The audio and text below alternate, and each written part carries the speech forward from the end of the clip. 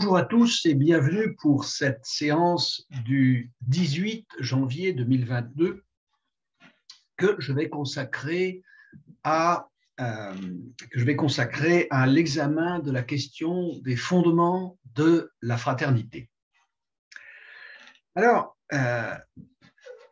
j'ai montré, me semble-t-il, de façon assez convaincante plus haut que quelle que soit la valeur qu'on puisse accorder à ce fondement des valeurs d'égalité et de liberté dans la Déclaration des droits de l'homme, une chose au moins était certaine, à savoir que pour les constituants de 1789, il ne fait aucun doute que ces valeurs d'égalité et de liberté sont objectivement et réellement fondées dans la nature des choses.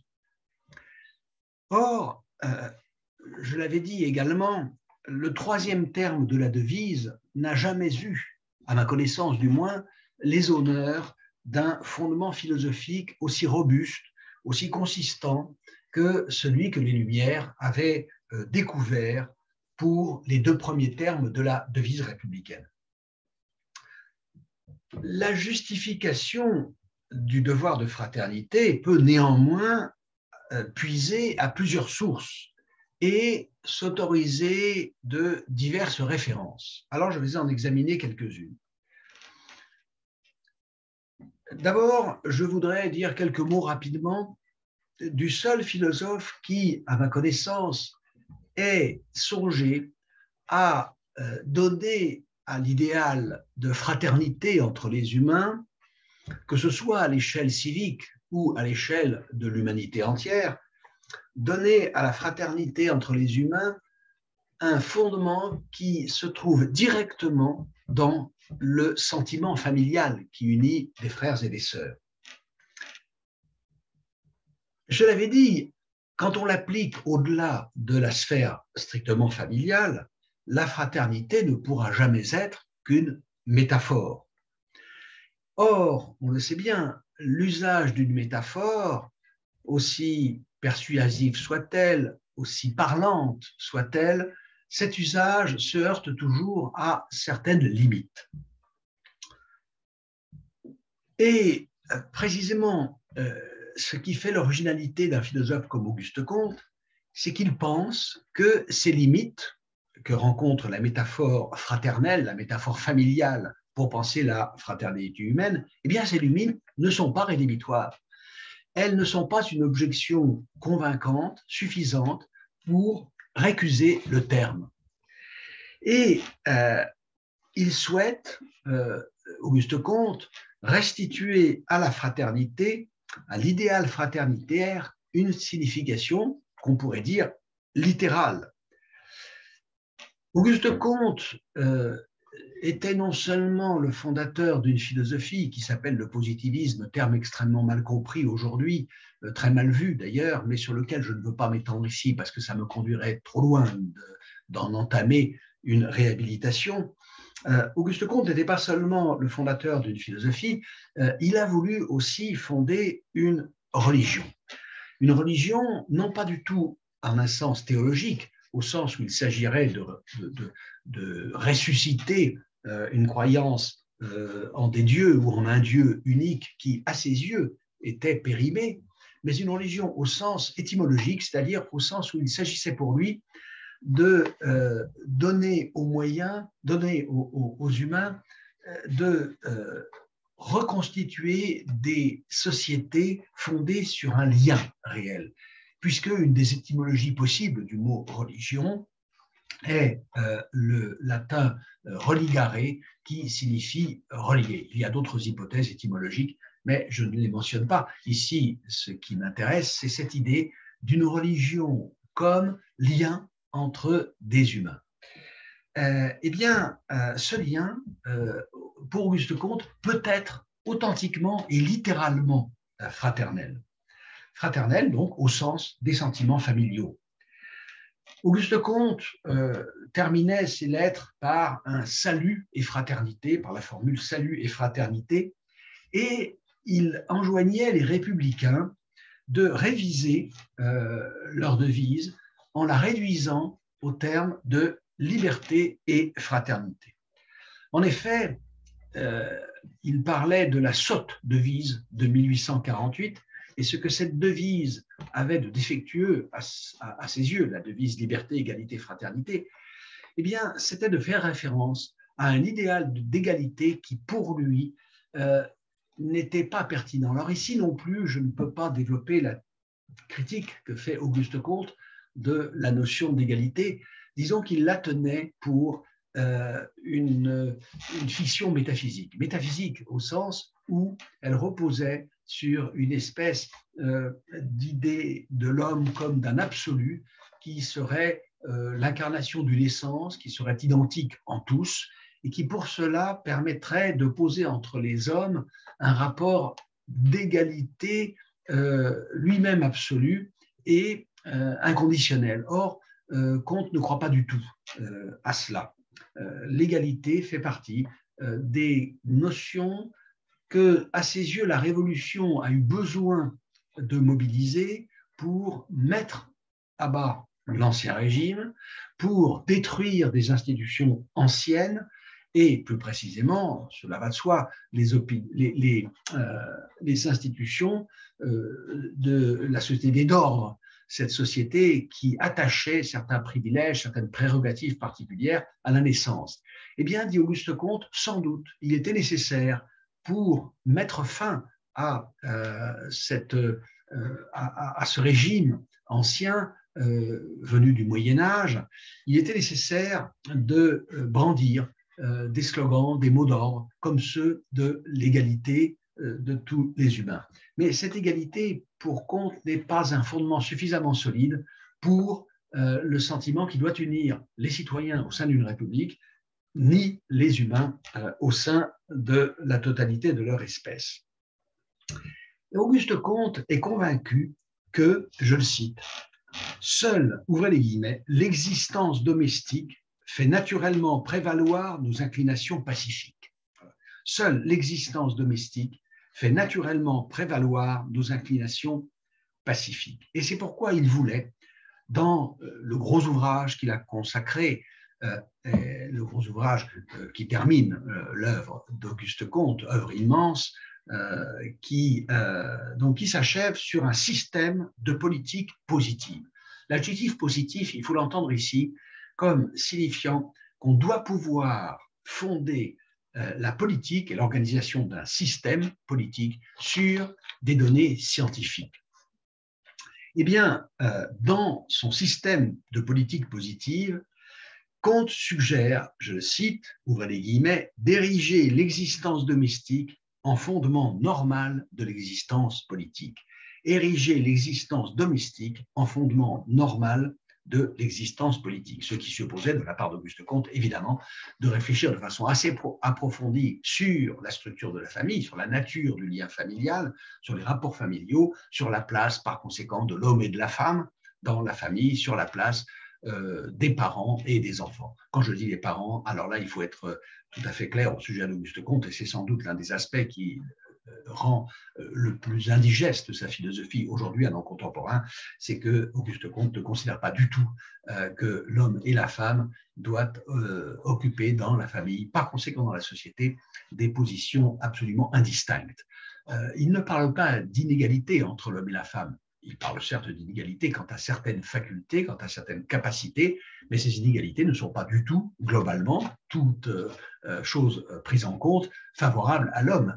Elles ne sont ni plus ni moins favorables à l'un qu'à l'autre sexe. Il reste que pour Auguste Comte, ces sexes ont des natures et des fonctions, par conséquent, totalement distinctes dans la famille et dans la société. Je passe sur cette question qui ne m'intéresse pas directement ici. Je répète ce que dit Auguste Comte, il faut ériger l'existence domestique en fondement normal de l'existence politique. C'est-à-dire que la société politique doit être quelque chose comme, d'une certaine façon, un calque de la société familiale. Ce qui ne veut pas dire, évidemment, qu'on puisse transposer tous les éléments de la famille, de la vie familiale, de la structure familiale et de l'organisation familiale à l'organisation sociale. Mais cela veut dire que ce qui inspire la construction sociale doit être quelque chose qui nous est dicté par l'organisation familiale. Alors, évidemment, cette suggestion d'établir une continuité entre l'institution familiale et l'institution politique, donc entre les sentiments familiaux et la fraternité républicaine, cette suggestion, cette proposition n'eut aucun écho. La philosophie politique d'Auguste Comte, et d'ailleurs je pense à peu près toute sa philosophie, est aujourd'hui tombée dans l'oubli. Elle est tombée dans l'oubli, si ce n'est d'ailleurs de la part de certains dans un mépris qu'à mon avis, elle ne mérite pas tout à fait, elle ne mérite pas du tout même, parce que nous avons là affaire à une construction d'abord intellectuellement grandiose, mais ça, bon, ça ne suffirait pas. Nous avons affaire à une construction philosophique, anthropologique et politique dont, à mon avis, tous les aspects ne méritent pas de tomber dans l'oubli. Mais je passe là-dessus. Plus personne aujourd'hui n'accepterait de considérer comme pertinente l'idée d'une filiation directe entre l'organisation familiale et l'organisation politique. Et cette idée a d'autant moins de chances aujourd'hui d'être entendue que Auguste Comte, qui s'appuyait sur l'étymologie, considérait la domesticité, l'état de domesticité, comme l'intermédiaire naturel entre cette structure familiale et la structure politique. Oui, l'étymologie, puisque famille vient du latin famulus, qui signifie serviteur. Voilà, je laisse maintenant Auguste Comte, je n'évoque pas plus longtemps cette figure, et pourtant je vous encouragerais volontiers à lire quelques textes d'Auguste Comte. Ils sont disponibles dans certaines éditions qui, la plupart du temps, consistent en extraits. On a beaucoup, par exemple, publié séparément, et je me suis moi-même rendu coupable de ce que Auguste Comte lui-même considérait comme une trahison, édité, par exemple, séparément les 2 premières leçons du cours de philosophie positive des années qui commencent dans les années 1830, ces 2 premières leçons qui sont une réflexion générale sur le savoir, sur la science, sur les rapports des sciences et des techniques, etc., 2 leçons extrêmement riches et intéressantes qui m'est arrivé de publier aux éditions Nathan à des fins d'études scolaires. Mais les professeurs de philosophie se sont complètement désintéressés de ce texte et donc très rarement proposé à leurs élèves de l'étudier, c'est pourquoi cette édition est aujourd'hui depuis longtemps épuisée. Voilà, donc je laisse Auguste Comte et j'en viens maintenant à une autre proposition de fondement. Alors celle-ci qui a eu une postérité beaucoup plus considérable que celle d'Auguste Comte, et qui d'ailleurs vient de beaucoup plus loin, c'est la proposition de fonder la fraternité humaine sur le statut de l'être humain comme création divine. C'est donc, si vous voulez, maintenant la proposition chrétienne que je vais examiner pour ce qui concerne la question de la fraternité. Alors, j'avais évoqué plus haut une source possible des réticences que la notion de fraternité a longtemps suscité dans l'univers idéologique français. L'une de ces sources possibles de réticence, c'est le souvenir de l'usage guerrier qu'on a fait de la fraternité, et notamment durant l'épisode de la Terreur, où le mot d'ordre était la fraternité ou la mort. D'abord, la fraternité ou la mort subie, c'est-à-dire plutôt mourir que de laisser périr l'idéal de fraternité, mais aussi la mort qu'on donne, c'est-à-dire si vous n'êtes pas frères, si vous êtes les ennemis de la République, si vous êtes les ennemis de la liberté et de l'égalité, alors c'est la mort que vous méritez, ou tout du moins, cette mort, nous sommes prêts à vous la donner si vous menez vous-même une lutte à mort contre les idéaux de liberté et d'égalité, c'est-à-dire contre la République.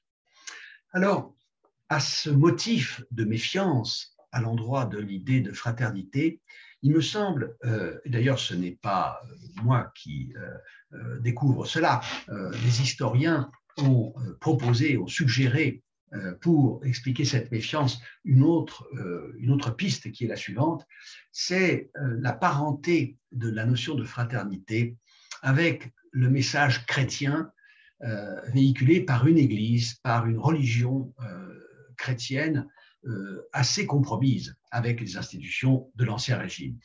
Au fond, la fraternité est justiciable d'une double critique, une critique qu'on pourrait dire de droite, c'est-à-dire cette critique qui soupçonne la fraternité d'être compromise avec une conception guerrière et fanatique de l'idéal révolutionnaire.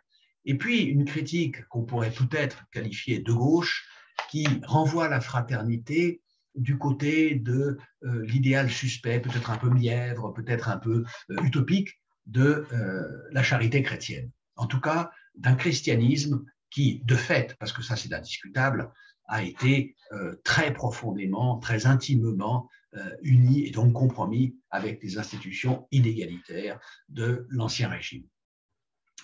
Alors, bon, c'est un fait que les chrétiens ont une fâcheuse tendance à revendiquer de façon un peu excessive la paternité d'idéaux ou de valeurs ou de principes contre lesquels pourtant ils se sont battus bec et ongles tant qu'ils l'ont pu, jusqu'au bout, jusqu'à ce qu'il leur soit devenu absolument impossible de ne pas les accepter, comme par exemple les droits de l'homme. Aujourd'hui, les chrétiens vous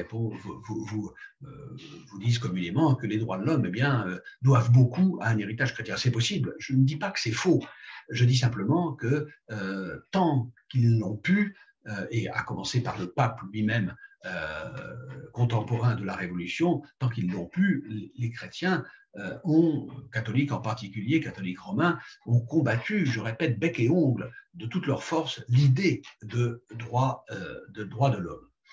Mais alors, il n'en reste pas moins que lorsque Bossuet publie sa politique tirée des paroles de l'Écriture sainte, hein, c'est un texte de Bossuet, lorsque Bossuet, je n'ai pas la date exacte de cette publication, mais nous sommes donc au XVIIe siècle, lorsque Bossuet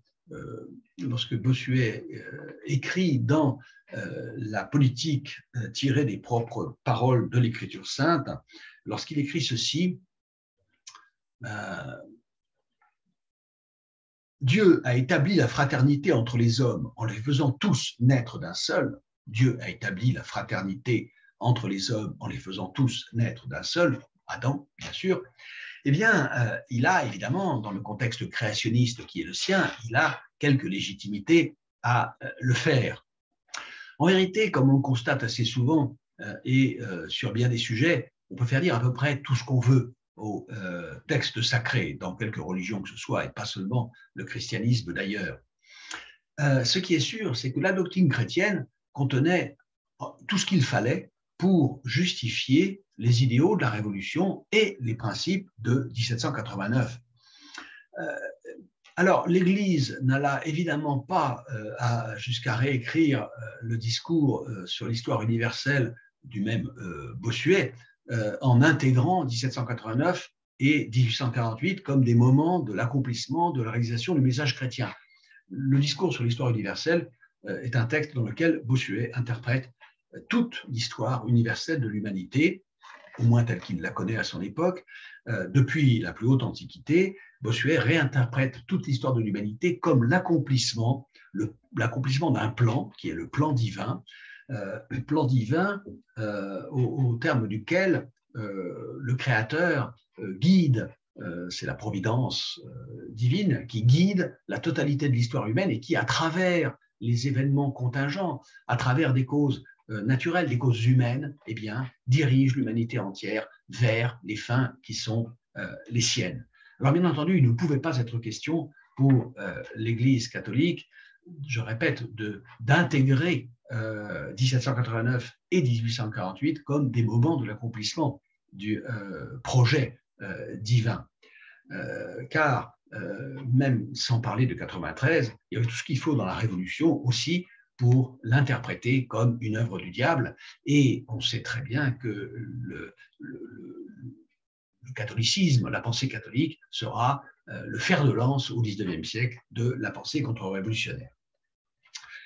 Quoi qu'il en soit, de la possible filiation qui unit d'une part charité chrétienne et d'autre part fraternité républicaine, quoi qu'on pense de la possibilité de faire dériver la seconde de la première, il est évident qu'elle présente une évidente parenté. Alors, en quoi consiste cette proximité de la charité chrétienne et de la fraternité républicaine? D'abord en ceci que, de même que la fraternité, l'amour évangélique se trouve évidemment au-delà des rapports de droit. Les relations juridiques sont en deçà, elles sont en dessous même, quant à leur valeur, de la fraternité comme de l'amour évangélique. Du moins, j'ai dit quant à leur valeur. Quant à la valeur, c'est certain pour ce qui concerne l'amour évangélique. C'est beaucoup moins certain pour la fraternité républicaine. On peut être assuré que s'il régnait au sein de l'humanité des rapports réglés par la charité chrétienne, alors il est évident que du droit, nous n'aurions plus besoin. En revanche, je ne crois pas que même l'idéal d'un accomplissement parfait de la fraternité humaine conduirait ceux qui en ont défendu le principe à renoncer aux exigences de liberté et d'égalité en tant qu'elles sont incarnées par des institutions juridiques, par le droit et par la loi. Mais je passe sur cette question. Ce qui est certain, c'est que ces deux dispositions, fraternité républicaine et charité chrétienne, sont étrangères à toute espèce d'inclination de nature sensible. Donc, à toutes les relations qui s'établissent sur la base d'affinités particulières. Et a fortiori, bien sûr, sont-elles étrangères, l'une et l'autre, la fraternité comme l'amour chrétien, à toute disposition de nature passionnelle. L'amour au sein du couple, l'amour au sein de la famille, eh bien, de même que la fraternité, l'amour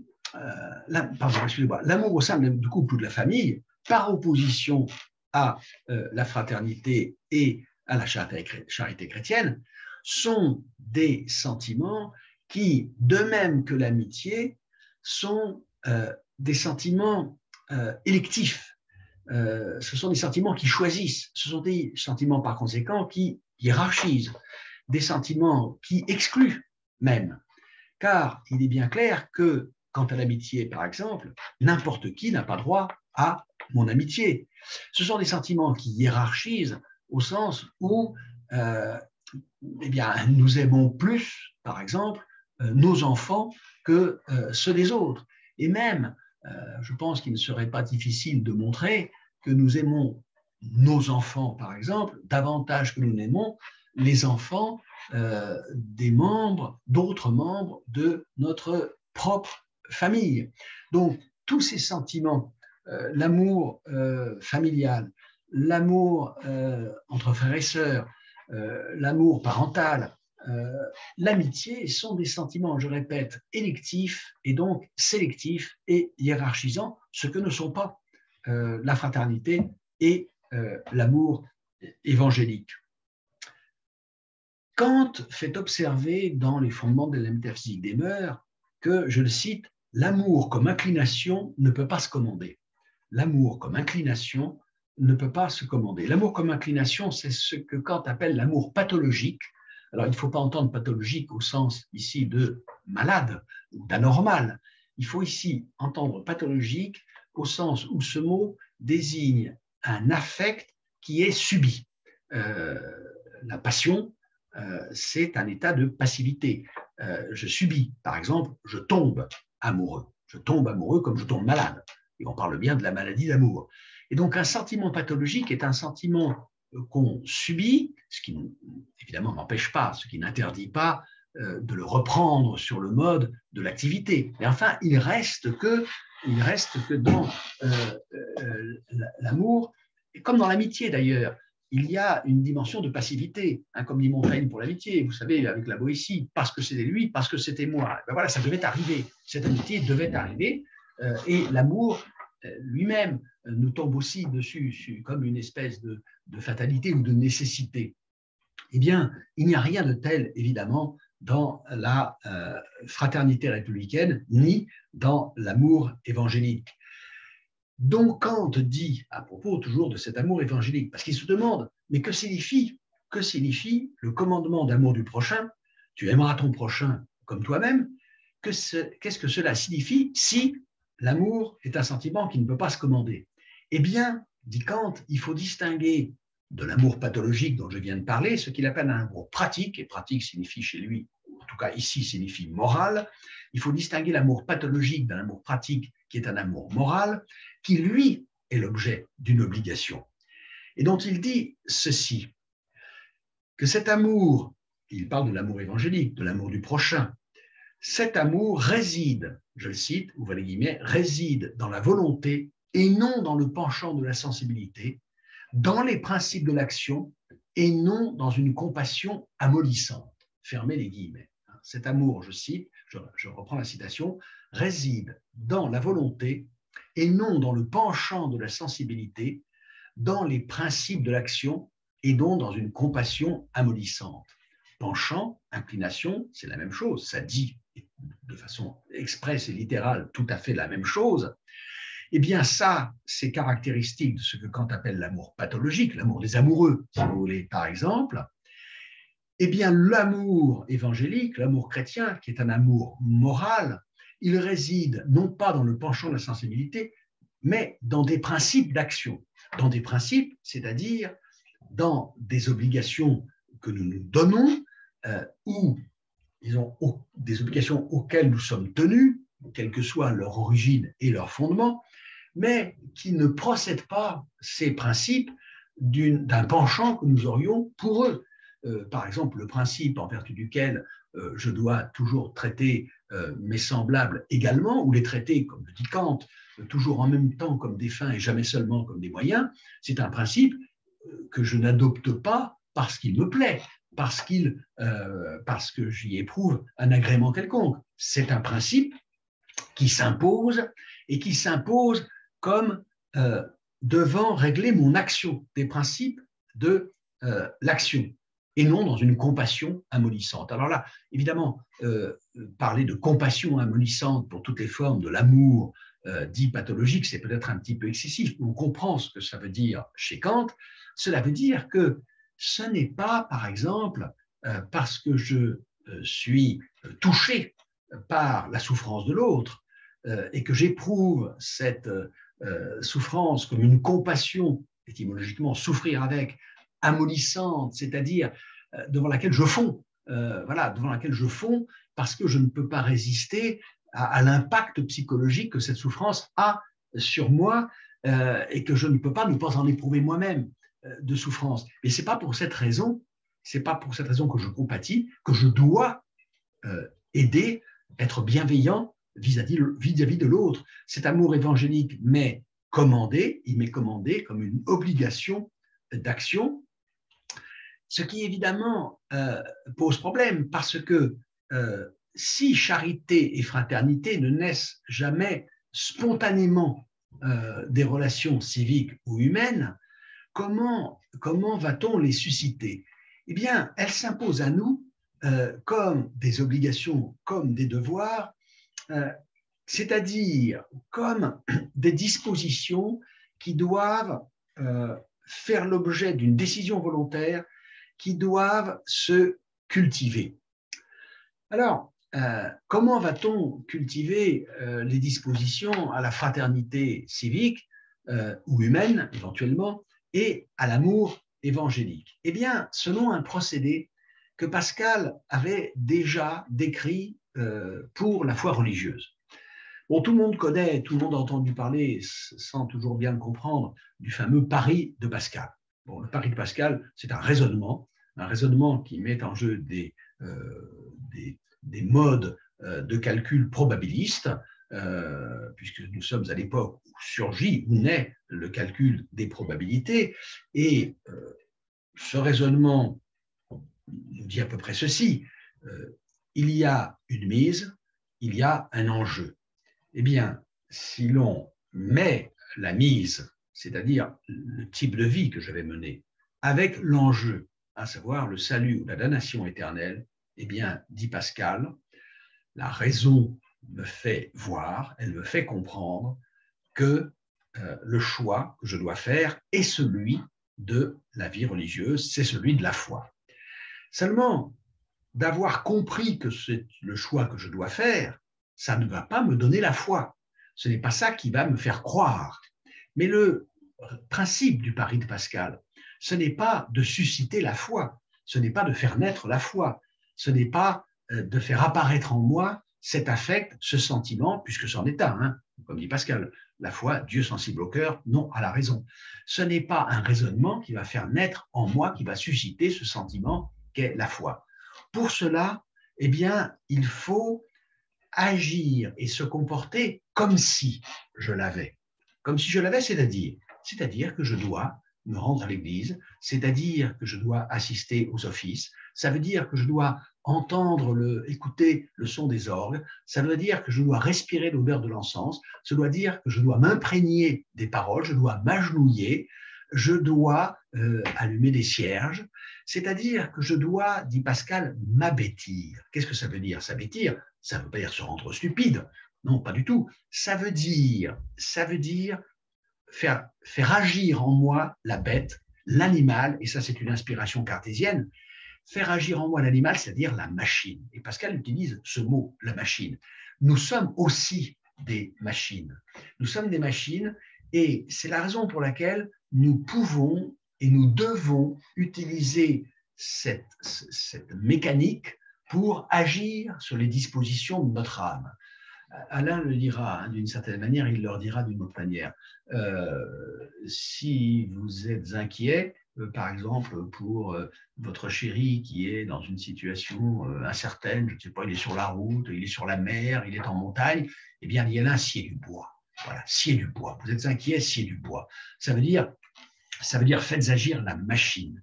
Eh bien, dit Pascal, j'ai compris qu'il fallait vivre dans la foi, mais je n'ai pas la foi. Comment l'avoir? Eh bien, en cultivant, en pratiquant les actes, les conduites qui sont inhérentes, liées à cette disposition d'esprit subjective qu'on appelle la foi, et ainsi cette disposition suggestive naîtra.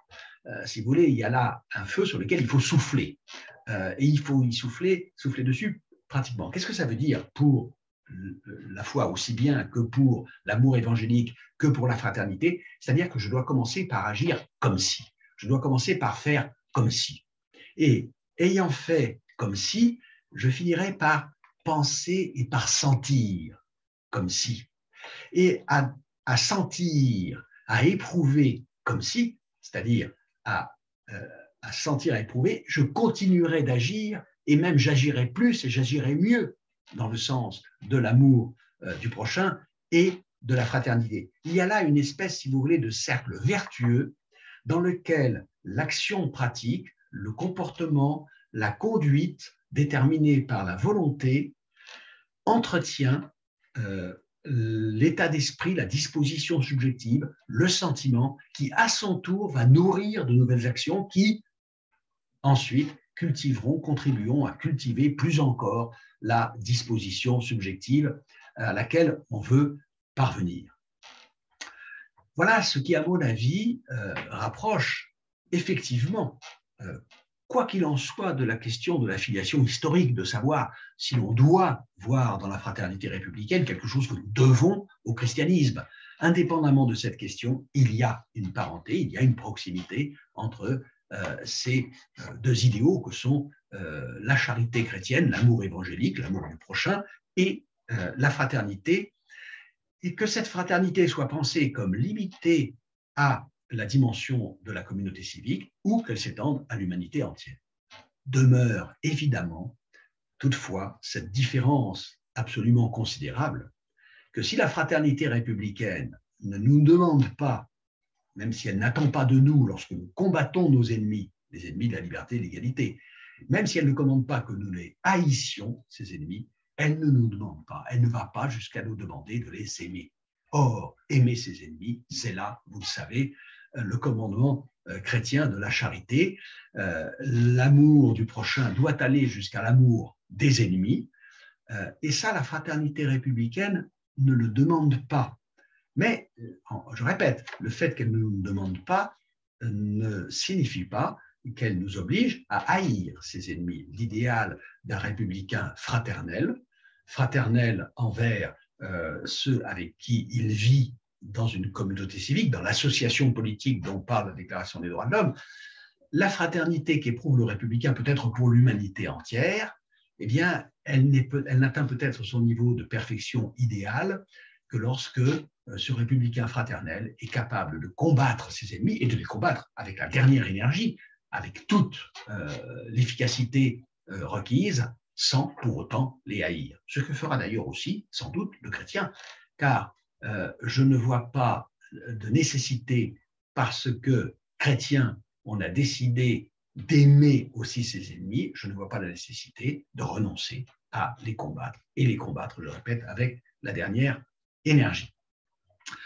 Alors, j'en ai terminé avec, disons, ces deux premières possibilités, ces deux premières pistes que j'ai suggérées pour découvrir un fondement à l'idéal de fraternité. Bon, j'ai passé assez rapidement, parce que je pense qu'il n'est pas vraiment recevable sur sur la proposition d'Auguste Comte. J'ai examiné la proposition chrétienne. La prochaine fois, je m'intéresserai à la possibilité d'un fondement naturaliste de la fraternité humaine. Donc ça, ce sera pour la deuxième partie. Évidemment, là, j'enregistre avec beaucoup d'avance la séance du 18 janvier. Il est possible que d'ici la date où, le 18 janvier, où cette séance sera mise en ligne, il est possible que nous soit arrivé par courrier des suggestions pour le travail de l'année prochaine. C'est donc plutôt sur mon blog, c'est plutôt sur le blog que je vous ferai part des possibilités éventuelles. Alors, se trouve déjà maintenant sur le blog, comme je l'avais annoncé, la proposition que je fais pour la suite de ce cours lorsque nous en aurons terminé avec l'examen de la devise républicaine. Mais cette proposition deviendrait caduque, la proposition sur les textes de Beccaria et de Simone Weil sur la pénalité judiciaire, cette proposition deviendrait caduque, elle deviendrait nulle et non avenue si, à partir d'une suggestion qui m'était faite de la part d'un des auditeurs, eh bien, je choisissais autre chose. Voilà, mais je vous tiendrai au courant sur mon blog. Voilà, je vous remercie et je vous donne rendez-vous pour la deuxième partie de cette séance du 18 janvier.